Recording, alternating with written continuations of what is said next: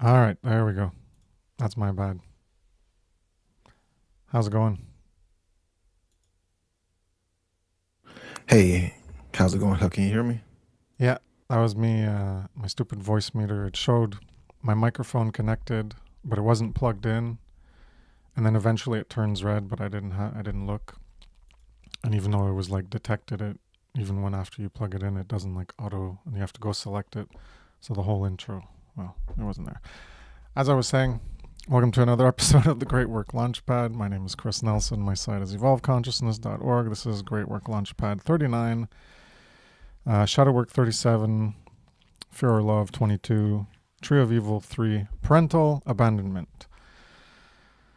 And yeah, welcome back, co-host Brandon Spencer.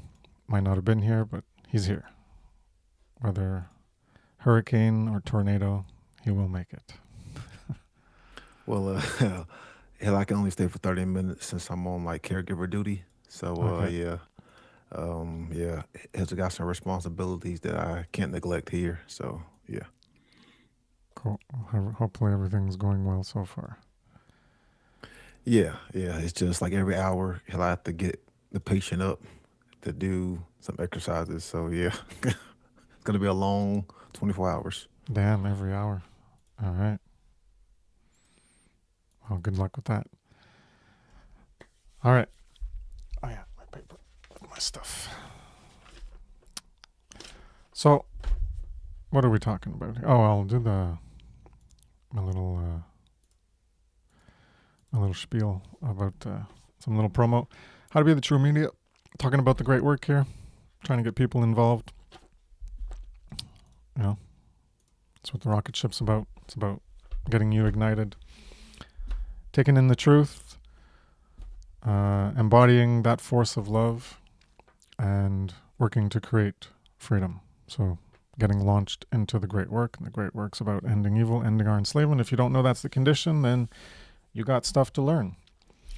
But when you do learn it, well, then you got to engage in the great work if you know what it is and how it's important and how to be the true media. How to become the true media is one way you can do that. Mark Passio offers this A to Z training if you're like not really good with computers.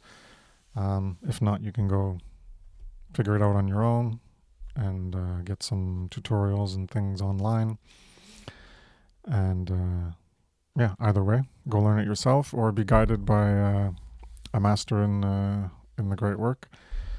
And yeah, there it is. It's not open right now, but you can join next year. Right now it's ongoing, so you won't be able to join. And in the end of February, in a month from now, there is Funnel 5, freedomundernaturallaw.com. Check out Funnel 5, titled Ignite Hearts and Minds. and Brandon's a speaker there. So without further ado, let's get into what we were talking about here. We're talking about the tree of evil. And the past 2 episodes, we went into the tree of evil, explaining what evil is. It's a synonym for immorality, wrong, which are thefts, which is violence, and ultimately it produces the condition of slavery. When enough people are doing it, when it's being done repeatedly, then we all find ourselves in a degraded condition of enslavement. And the fruits, this thing, here we go. The fruits are that evil. That's what's produced in the end. Without the leaves, you're not going to get fruits, and that's the ignorance. Ultimately, it's the ignorance of objective morality, because that's what's required for evil to persist, is the ignorance of objective morality and no one doing anything about it. But no one's going to do anything about it if they don't know what objective morality is. So you need objective morality to know that what's happening is not in alignment with objective morality. You need to care about objective morality as well. And those leaves come from branches, and the branches are this fear of owning responsibility.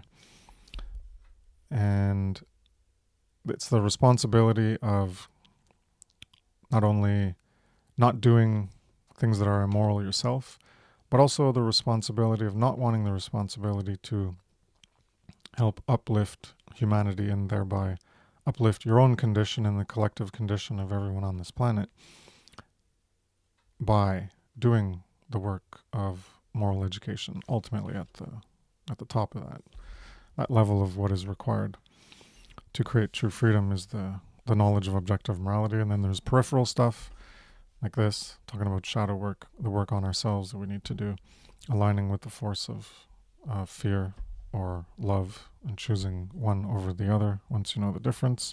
Just like morality, once you know the difference between right and wrong, you choose right over the wrong. So there's this fear of owning that responsibility because of all the work and the time and the sacrifice that's required to get involved. And people just don't want to do that work, so they run away from it. And they don't want to have anything to do from it, so they fear it. That aversion is a fear. And we talked about self-loathing last week, and that's from a lack of self-respect, an undeveloped self-respect, so undeveloped. This whole point of the shadow work, looking at ourselves, reflecting upon ourselves, introspection, self-reflection, that's that self-respect. And that's what allows you to develop self-love and self-care, and then emanate that outwards to encompass more beings into that care and that love, that agape, to reach that universal love, that true care for and compassion for others, so that you not only care about your own and freedom and independence and well-being, but you care about the well-being and freedom of everyone. And if anyone knows what the law of freedom is, well, you know you're not getting there by yourself, so you better care about everyone else also being enslaved and wanting them to be free, because it's not going to happen just for you. It's going to only happen with everyone together. And there's the truism phrase of, as one suffers, we all suffer. And there was another thing I was thinking about, but I slipped my mind. That our freedom is tied to the ignorance of others, and so hence the willful ignorance. And your part in restoring true freedom is this great work, and not wanting that responsibility, but taking on and bearing the weight of that responsibility, bearing the burden of it. And you have to have self-love for yourself to even get to that point, because a lot of these people who don't want to own that personal responsibility, well, they don't want it because they don't care enough. If you care enough, it's not that you want, oh yeah, I want that weight, just pour it on me, just put all those tons on me and just put me down into the ground so that I'm like being compressed into the ground. That's not, we don't want that. We want the ends that burden will produce. We want freedom. We care about the truth. So we bear that responsibility because we care enough about ourselves and about others. And when you don't care that you are even enslaved and you won't do anything about it, which is doing the great work, then you're in a state of self-loathing, an aspect of self-loathing, an aspect of self-hatred.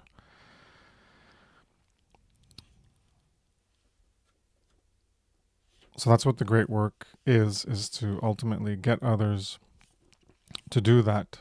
What you've done is developing that self-respect and that self-love and that self-care so that they can engage it themselves. And it has a multiplicity effect, a snowballing effect. So before we get into parental abandonment, Brennan, I don't know if you wanted to add anything.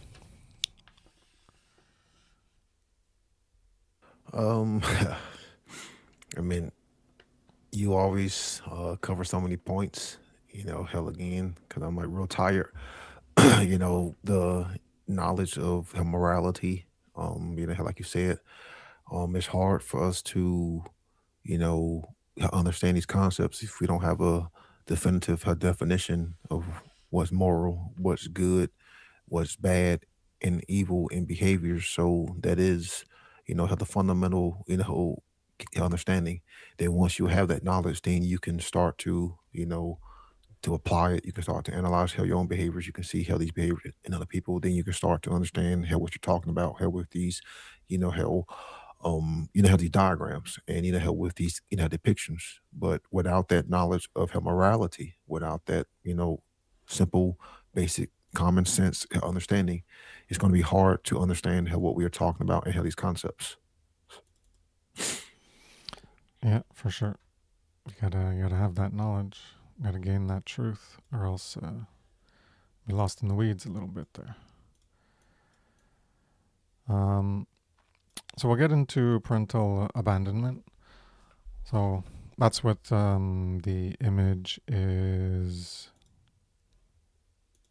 here. Got that image about,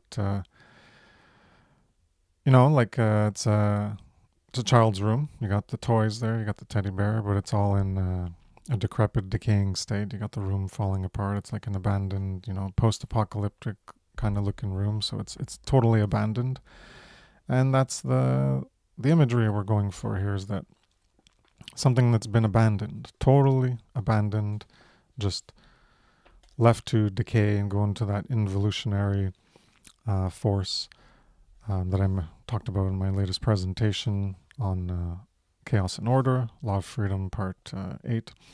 And we've been talking about here and there related to the force of fear or love, this chaos and order, involution, stagnation, and evolution, or fear or love, and other polaric, I don't know the word, other symbolic means of looking at things in a polarity that represent these two ways of, these two pathways and these two outcomes that can be generated.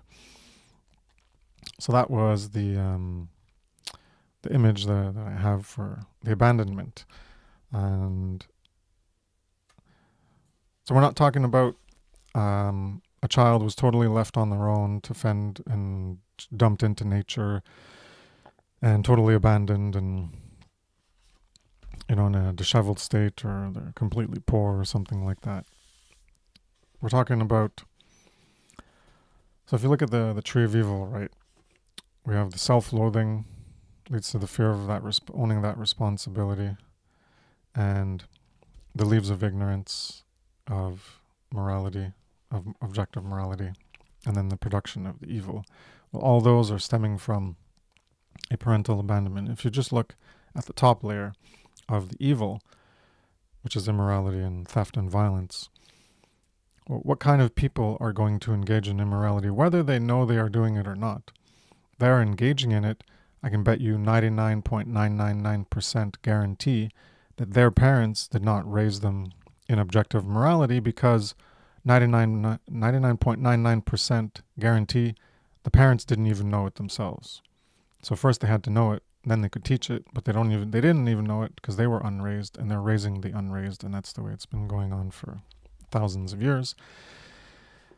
So all the people who do immorality, it's mostly not because they're consciously aware of what is immoral, that they have a developed conscience and know the difference, the definitive objective difference between right and wrong, but then choose to not exercise that conscience and go against it. It's not that they know what objective what is immoral and are choosing it just because they want to be immoral. For the majority, it is that they think they're doing good and it's not. They're on the checkerboard floor, that Freemasonic first tracing board, and they are not getting off of it because they don't have the means to get off of it. Well, they have the means within their capacity as a human being, but they're not getting off of it because the only way to get off of it is through that moral knowledge where you can see what the squares actually are and then choose to not step on the dark ones, which represent that negative pathway of immorality. So everyone who's doing immorality, and even those of us who are not, we were not properly raised because we were not raised in what is objectively moral and immoral either. We did not have the definitive objective difference between what is right and what is wrong. And along our journey through life, we gained some awareness of information. We came across something sparked our interest, and we got into something. It could have been David Icke or Alex Jones or Jordan Maxwell, something we came across, some book we read. It doesn't matter what it is, but something led us on the journey, and then eventually we find people who are, hopefully, you find someone who is presenting the knowledge of what is objective morality. And then you reach that point where you have the understanding of objective morality. But when we started off, before we got to that point where we gained the objective knowledge between the definitive knowledge of the objective difference between right and wrong behavior, we were abandoned, and then we had to, with the help of others, raise ourselves to, as Mark Passio terms it, cosmic adulthood. So prior to that, we were behaving as infants, and that is what someone who doesn't want responsibility, who has insecurities, and that's part of the self-loathing where you don't know yourself, you don't know the powers you have of your consciousness and what is possible, and you're insecure. And if you do something wrong, you don't want to take ownership of it. You don't want a responsibility. And so you don't want responsibility as a child. And you're ignorant of many things. So all these are hallmarks of a childlike mindset. And that's what we are all in, is a childlike mindset, because we are all unraised in consciousness due to not being raised in the knowledge of moral truth, objective morality. So that's the main way we were talking about this abandonment. So it can be, yes, you can be physically abandoned, more akin to that chair, that image of being totally abandoned and destitute and poverty. You can be mentally abandoned, weren't raised to think properly. So psychologically abandoned in the mental capacity or the emotional capacity. Maybe emotional regulation, you weren't taught how to regulate your emotions. You weren't taught to care about moral truth or to only care about yourself. As long as you can get away with it, you can do anything you want. So yes, in the sense that what reality allows and receiving negative consequences, yeah, that's how it works. As if no one's going to catch you, then you can do it and get away with it. It doesn't mean you should do it. It doesn't mean it's right to do. It just means that you're going to get away with it, and then you're going to get whatever the thing that you wanted to get out of that. But our parental abandonment is mostly in, or what I've been talking about, is not instilling these values, the principles of moral truth. So when we are not raised in these values of moral truth, well, then our parents failed us. They abandoned us in some capacity. Because, as I mentioned, well, their parents didn't raise them in this capacity, and on and on and on for millennia. But when you don't raise someone in moral truth and its importance and caring about it, then you're making them remain unraised and unevolved in consciousness. Because that's what ultimately the evolution of consciousness is all about. The most determining factor in the evolution of consciousness is whether you know the definitive objective difference between what is right and what is wrong. And I had a slide, a good quote from Mark Passio in my Natural Law, the Science of Morality Part 4 presentation, where that's essentially what he says, is that's what it means to be truly evolved in consciousness, is knowing natural law, objective morality. And I think he mentioned something about self-knowledge as well. And that's what we're talking about here. All this shadow work is all self-knowledge. So this is truly at the critical thing, is this self-knowledge and responsibility and having this knowledge of objective morality and then caring about it and doing the work on yourself to get rid of the excuses and get to the point where you're going to become part of this effort, this great work to propagate and promulgate and propel freedom forward into greater degrees, to diminish the degrees of enslavement that we currently have. So when our parents failed to raise us this way, in these values of moral truth, the highest values there are, they're letting us be enslaved.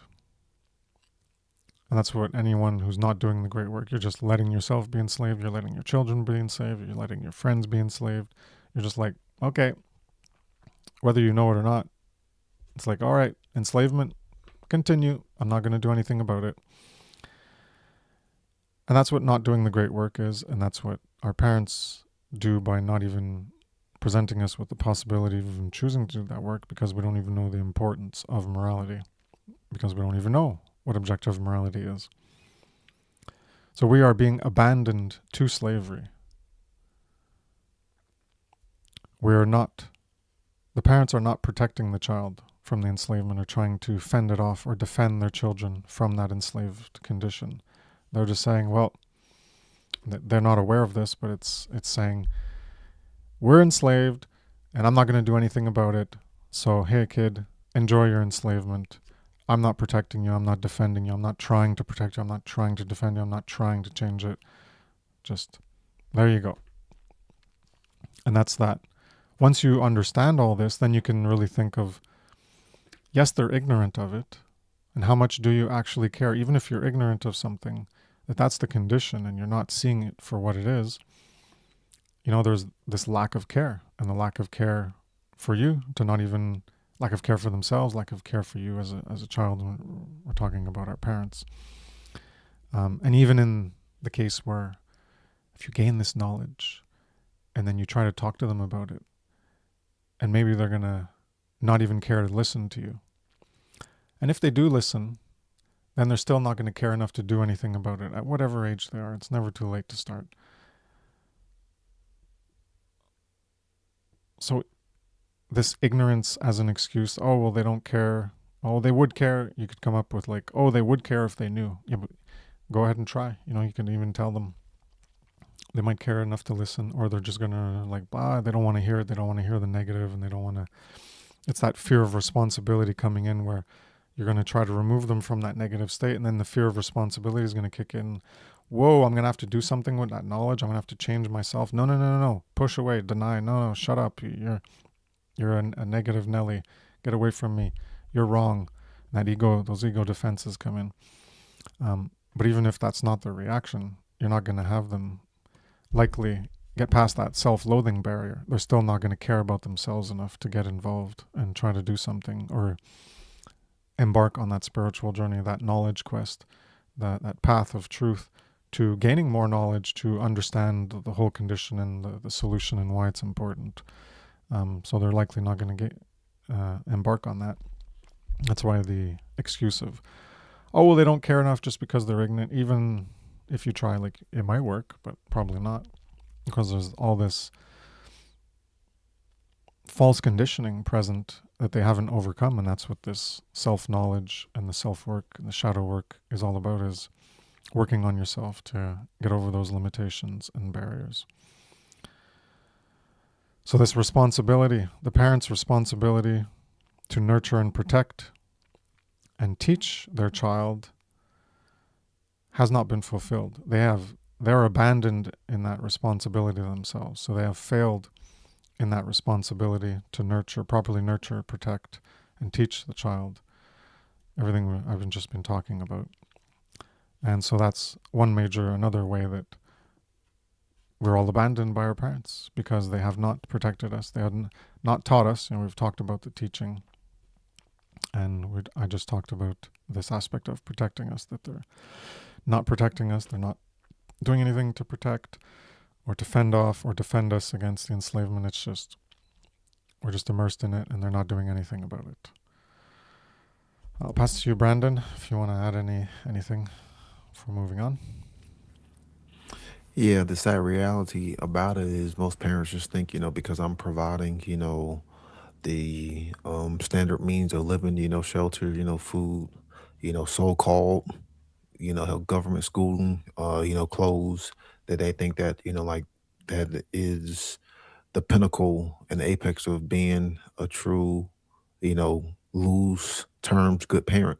But they're not really, like you say, giving you the correct nurturing. They're not really protecting you. They're not, filling those healthy emotional, psychological, spiritual, and mental needs, and true form of health development. um, how when it comes to being not just a true parent, but a true good, like individual. And they definitely aren't giving them, how the knowledge of what's good and the knowledge of what's, how wrong, because they lack that, how themselves. So unfortunately, it's that cycle, that keeps, repeating, just like, how this right here is a cycle. You have the roots, he'll turn to the trunk creates the branches create the leaves better fruit, and then that cycle just continues. And hell, that's the problem. Until there is knowledge of this incorrect immoral cycle, then there's no way of, getting to the correct moral cycle. So, hell, without that knowledge, then there is no chance for change to, how to happen within the individual and to happen within the parent. And you see, how these parental forms of abandonment, sadly flourish in many, different aspects. Just like you talk about, the child sees the parent how not caring, and then they pick up, and then they themselves, hell, for as they get older, they decide not to care. Hell, decide to not care, to break the cycle. Decide how not to care, to, truly educate themselves. And then two, hell, you have the illusion of good. How that's something that a lot of people, fall into too. How you brought this up the first time we talked, and it's easy to be fooled on what you think good is, or what you believe good is, or what you feel that good is, without the true objective common sense knowledge of what good is defined as, and what it actually means into her reality. And if that isn't installed into any child as they grow up, and they can be fooled to, to believe that they're actually doing good, and sadly they are not. And on that note, hell, I've got to take my leave because my hell alarm is going off. So, All right, cool. yeah, hell, thanks. And Thanks for coming by. yeah, yeah, hell, I'll be here next week. Sounds good. Have a good one. All right, Peace. same to you. Peace out.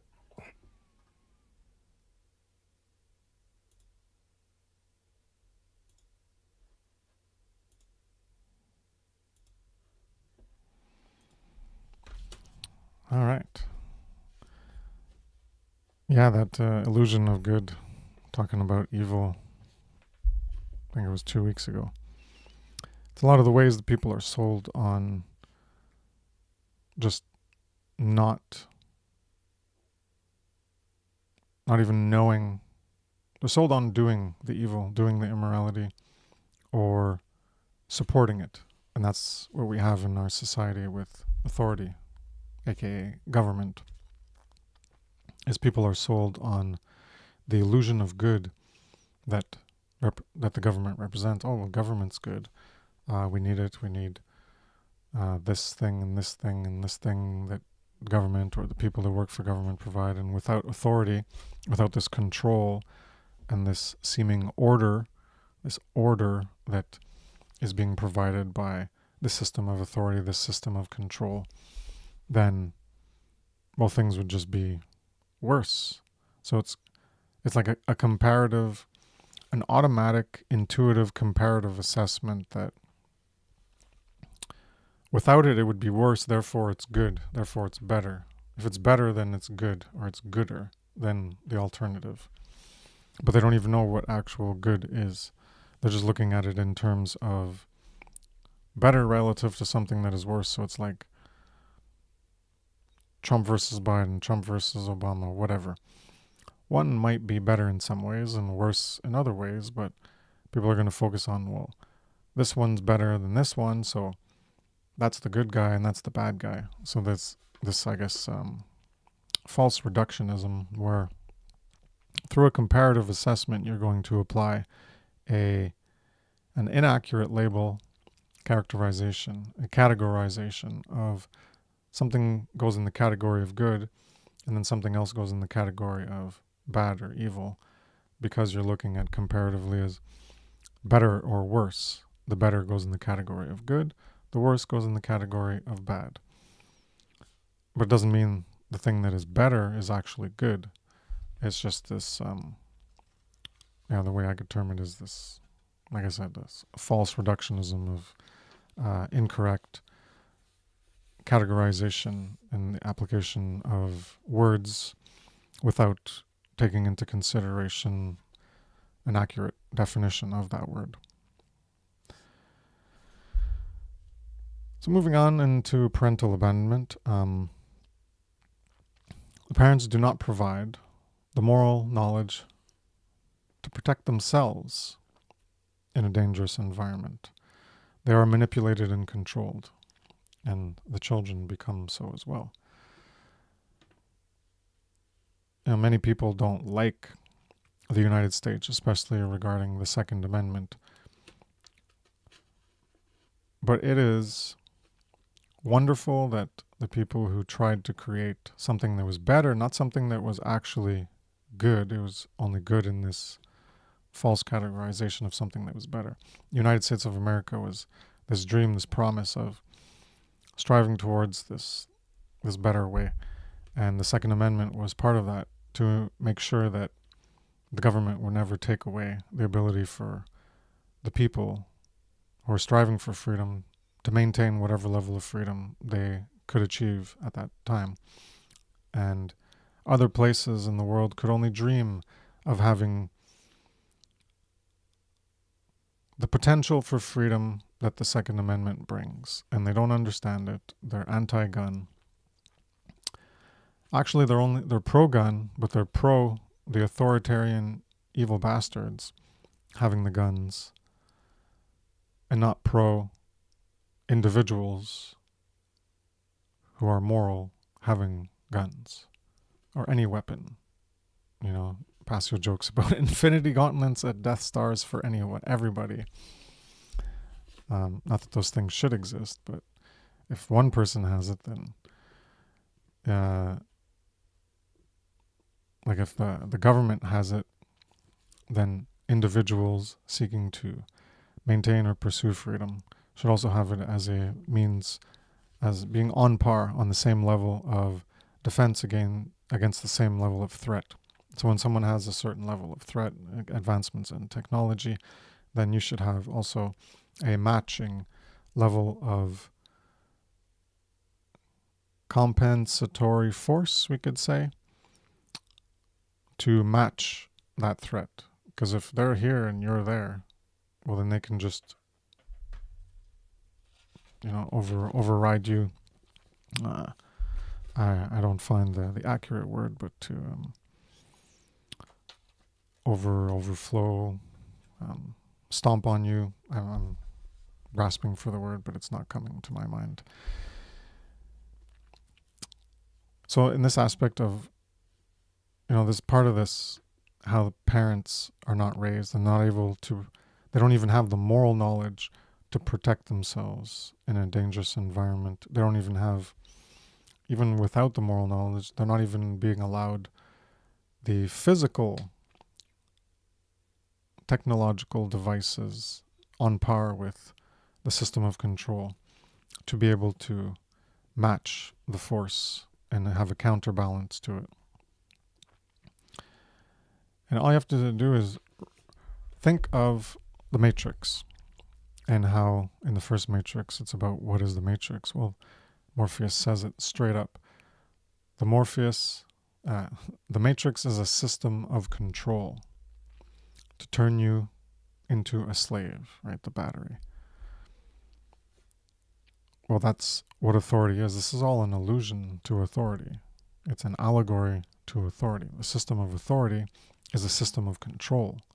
That's what it's all about, is what you are allowed to do and what you are not allowed to do. That's what the government and people in authority, you could call it something else. You could call it kingship or queenship or monarchy. We're all talking about the system of authority, just in different flavors of authority. And they get to decide what you are allowed to do. You are allowed to drink alcohol, but you're not allowed to smoke cannabis. You're allowed to smoke cannabis, but you're not allowed to grow cannabis without a license coming from us, the law creators, because we're higher than, we're just like the whatever means, force, potential, whatever is behind the creation of the universe that allows for there to be laws or created the laws of the universe. Well, they're equating themselves with the same power of, well, our dictates, we're calling them laws, just like the laws of nature, the laws of the universe, how the fundamentals of reality function. Well, now we're designating that society will function in this way, and we are creating these things called laws as how society must function. So you're allowed to do this, and you're not allowed to do that. And some things you can do, but you have to get our permission. And if you don't get our permission, then you're not allowed to do it. And then you're a bad person, you're immoral, you're a criminal, and we're going to come after you with our goons. And that's another aspect of this parental abandonment. Think of all the police and military out there who just follow orders, sold on the illusion of good, again, this illusion of good. And they follow the orders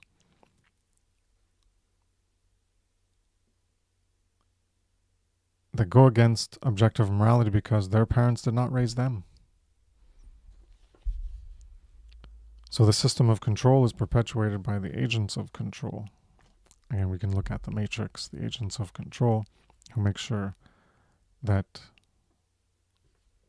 the system keeps running smoothly and there's no rebels like in Star Wars. Well, the people of Zion were the rebels trying to fight for their freedom, just like the rebels in Star Wars fighting for freedom against the system of control, seeking to impose greater degrees of enslavement upon them.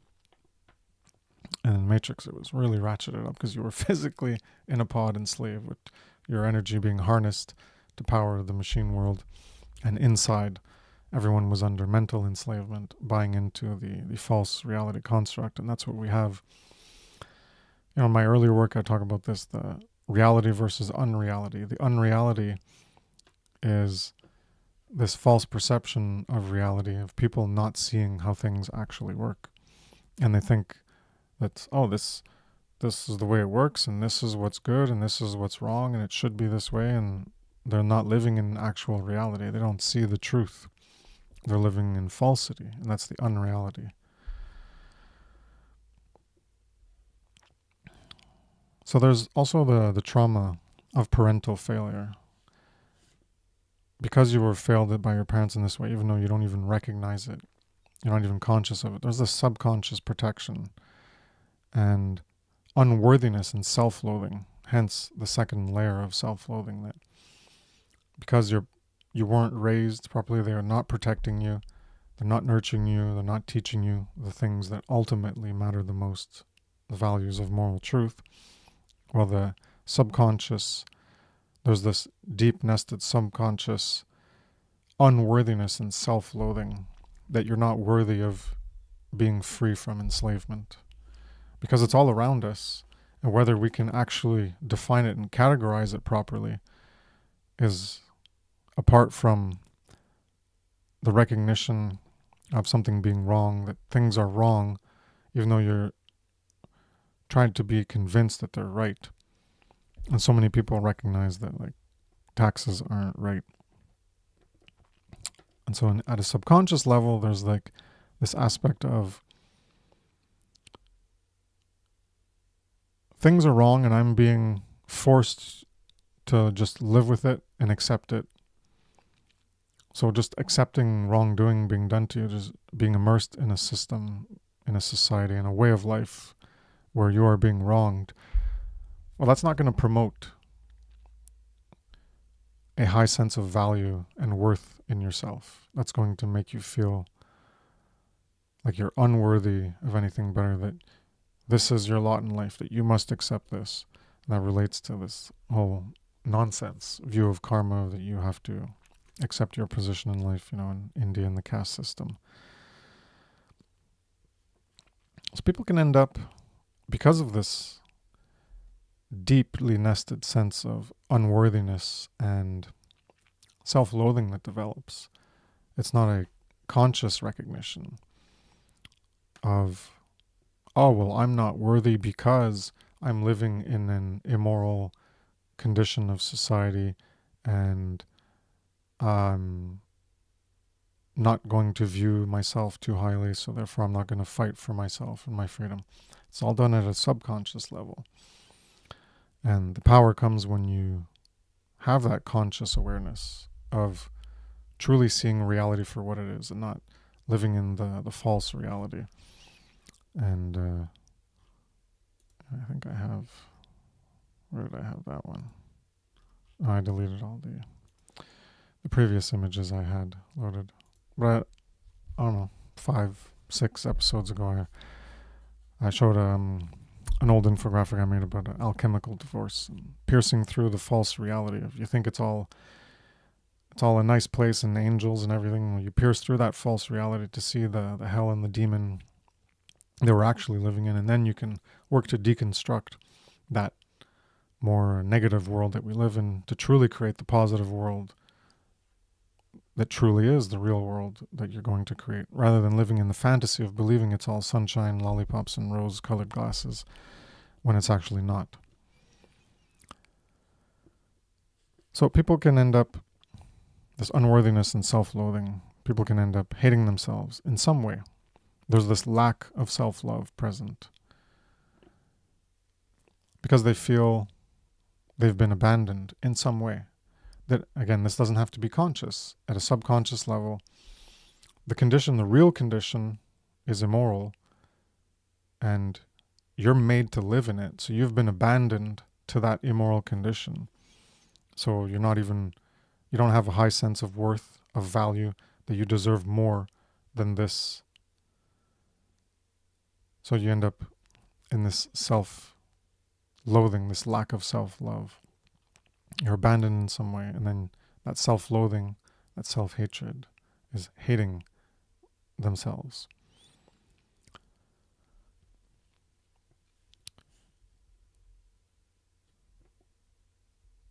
So because of this self-loathing in that tree, you don't even know about this responsibility of,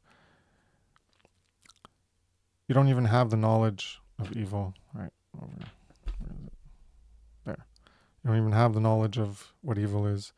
You're not even aware of the presence of evil because you don't even have the knowledge of objective morality. And you can't even take on the responsibility of doing anything about it because you have this low evaluation of yourself, this low sense of worthiness because of the failure of the people who raised you, not raising you in this knowledge, and the wanting to take on the responsibility to do something about it because you value yourself enough and you love yourself enough and you care about yourself enough to want to engage in the behavior to try to do something to end that condition of the presence of evil that is enslaving you.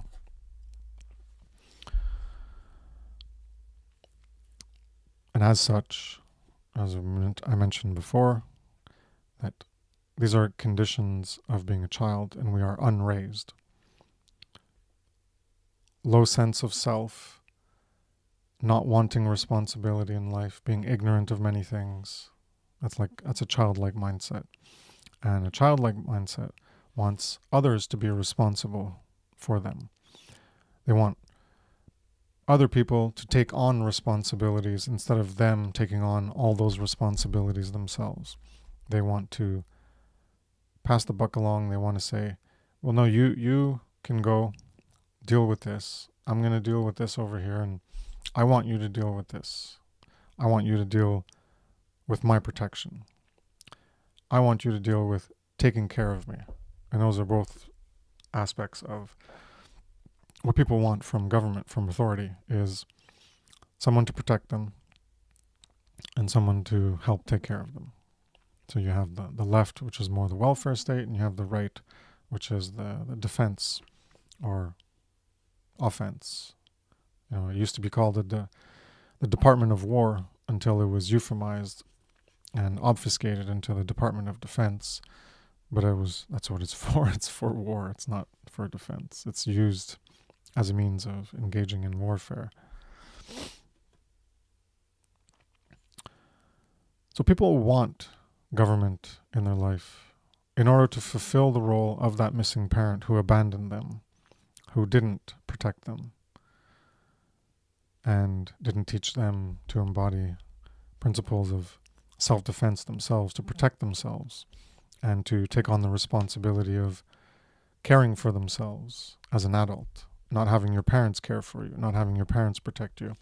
But since they didn't do that in your early life and didn't teach you to take on those responsibility yourself, that aspect of taking care of yourself, taking on responsibilities in life, and doing the work and defending yourself, well, you're still wanting that from someone else.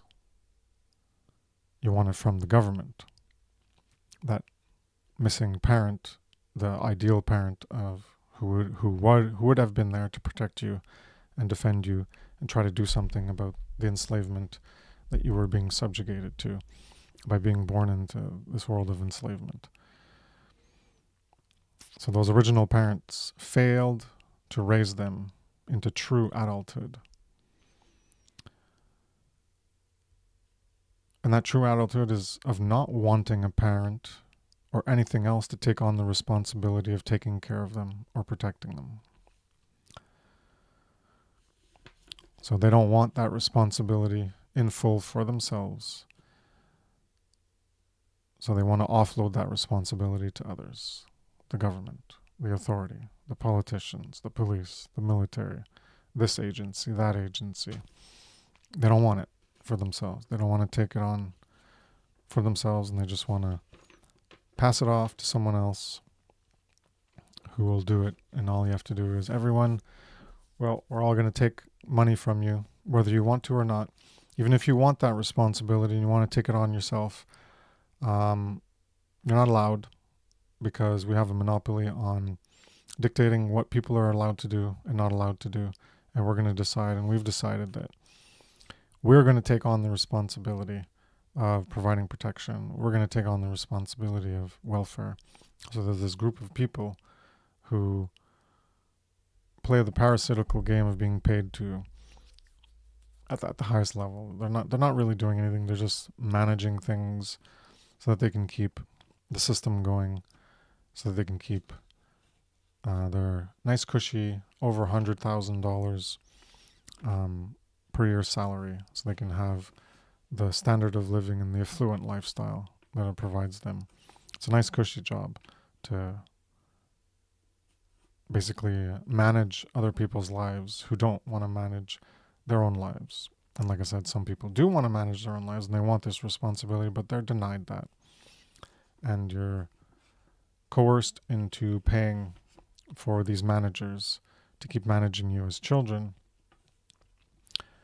because the majority want to be managed as children. They don't want to take on that responsibility, that full level of responsibility themselves, and have to figure it out, and have to cooperate with people and organize and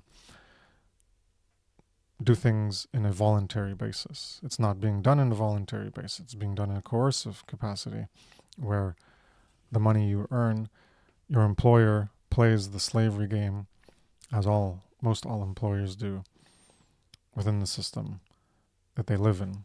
And so part of your salary is being taken and given to government proactively. So all of us, we all have some abandonment.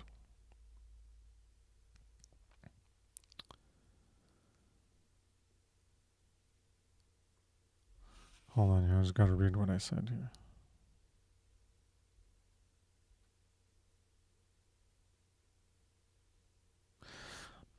So we all have some level of abandonment, and for some of us it can be resolved or not resolved.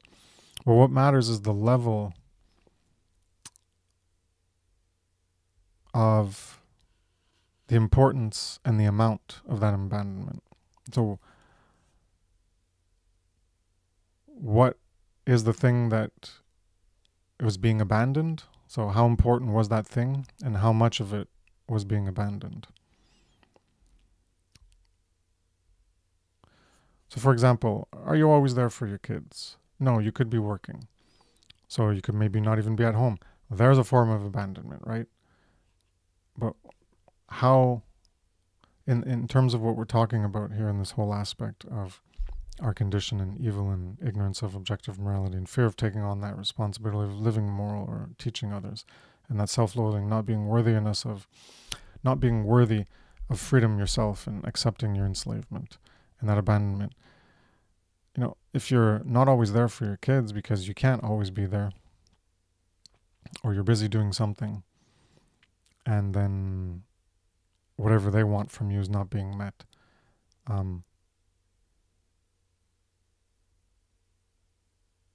what's that level of importance? Well, it's not high up there on the importance in terms of what we're talking about of morality as the highest importance. And how much is that abandonment present? I work from home, and sometimes they're like, come do this with me, come do that. Well, I know I'm working. I can't just be with you the whole day. So I have to abandon them. They got to do things on their own. And, so on that level of importance, it's not that high level of importance of what's leading to this tree of evil. So we're not living in a perfect world where we can just, we talked about Star Trek a few times. We can have replicators and have food being produced and do something else, or I don't know what, and just always be there for our children all times of the day. And maybe that would be a perfect world. I'm not saying it is. I'm just giving an idea. We're not living in a world where everything is provided for us so that we're always present for our children, to never have any aspect of any kind of, physically we're not there for them because we have to do work or something else. I'm not talking about that.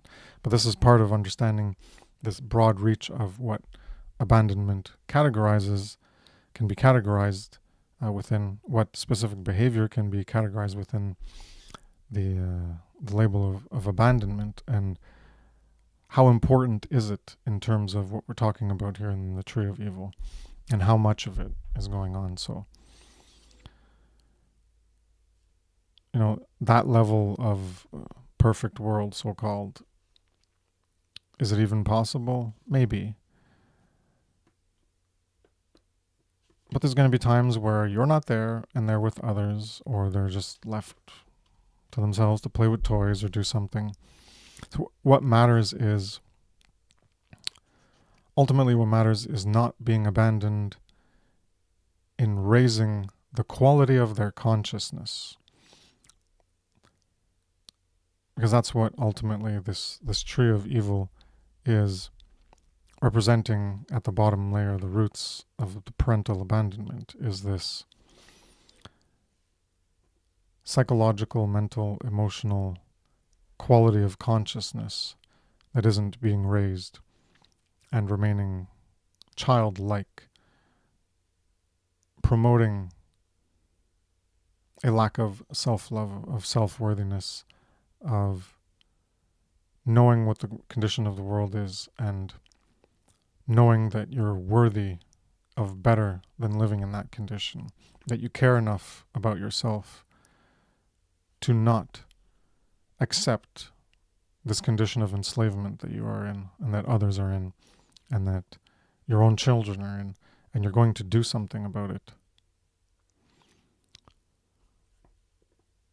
And most of all, that quality of consciousness, that quality of moral knowledge, of moral truth, of objective morality, that's what matters the most in not abandoning children too, is raising their consciousness in quality truths, and most of all, the quality of moral truth, the quality truth of morality, of objective morality. Definitively knowing the difference between what is objectively right and wrong. So people are, in our society, are seeking a mother or father to care and protect them. That's the government. People are giving away the power and responsibility. They're subjugating, there's surrogate parents, the government, left and right, center, whatever party there is.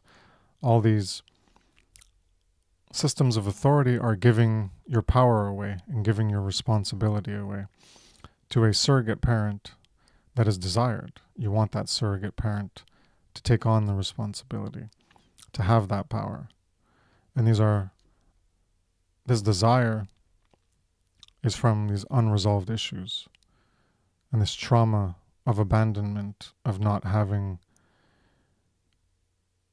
a parent that raised you, not having parental raising that we needed. We needed to be raised in a way to step into our true adulthood, and we were failed. We were let down. We were abandoned in those needs, that nurturing that we needed. So there's a lot of groups suffering from this. The order followers. These are categorizations that Mark Passio mentioned. So the order followers who just don't know, and they just don't want to know, and they have this deep level of self-loathing and hatred because they're perpetuating the system of enslavement. You have New Agers who are stuck in pacifism, who don't want self-defense, who don't want to know truth, who just want to live in an airy-fairy, positive mindset, avoiding the negative. The mainstream media who just propagate lies for a paycheck, not actually knowing that, well, is what you're saying true or false? Doesn't really matter. They could believe it's true, but the point is they're just propagating things for a paycheck. And that's what order followers do. They're just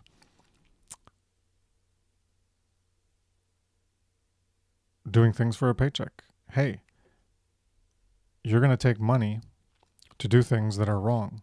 But as long as you're getting something out of it, then your ego is like, all right, well, if it's good for me, then I don't care how it's affecting other people. Just keep lying to yourself and believing that it's good. So keep doing it because you're getting paid. You're getting something out of it. And that's what matters is me, myself, and I. What am I getting out of this? It doesn't matter that it's doing wrong. I'm not even going to think about that. Not even going to try to figure out, well, is this actually right? Is this actually wrong? No. Don't want to know. That's that willful ignorance because you don't want the responsibility of knowing if you're actually doing something right or wrong, because then you'd have to actually feel guilty about doing something wrong and have the responsibility to change your behavior. And you don't care about that because you're in self-loathing and self-hatred, where you don't even care if you're doing something wrong, if you're harming even your own children, if you're propagating that system of enslavement yourself. And you have, religionists who just want to believe in bullshit because it makes them feel good that they're special and just believe in these nonsense beliefs and think that they're being moral and this false sense of morality, this just perverted term, and then everyone else believes that, oh, well, that's what morality is, what the religionists think is morality, and therefore morality is just bullshit. It's just this religious concept. So that's another way things get befuddled and confused. You got all the believers in government who just believe that's a good thing. All these people have been abandoned. And, scientismists, rigid skeptics who think that, well, the only truth out there is what's in government-funded research and grants and studies and papers and journals. Well, that's where the truth is. And people talking about other stuff, well, that's not true. It's not objective. It's not scientific. So therefore, it's not true. People who poo-poo philosophy because it's not like a hard science, or psychology because it's not a hard science. Well, these are all the people who are stuck in little boxes and can't get out of them.